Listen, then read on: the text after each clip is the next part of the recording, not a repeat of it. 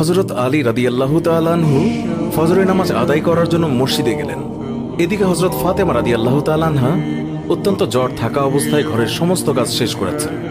আলী রাদিয়াল্লাহু তাআলা আনহু মসজিদ থেকে এসে দেখলেন ফাতেমা কাঁদছেন।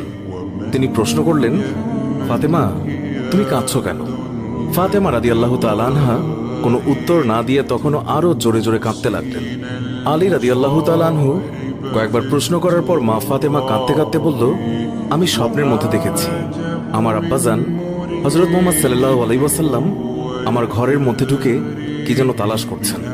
ঘর থেকে বের হওয়ার সময় আমি পেছন দিক থেকে আমার আব্বাজানকে ডাক দিলাম, ও আব্বাজান, আপনি কি তালাশ করছেন?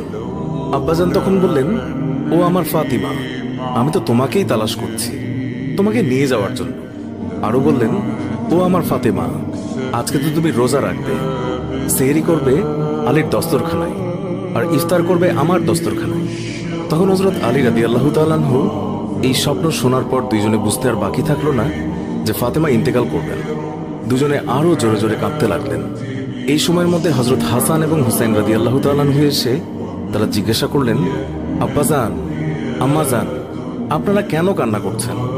ফাতেমা রাদিয়াল্লাহু তাআলা আনহুর একটি অভ্যাস ছিল, যখন হাসান হুসাইন তাকে কোনো কাজে বিরক্ত করতেন তখন দুইজনকে নানাজানের কবরের কাছে যেতে বলতেন।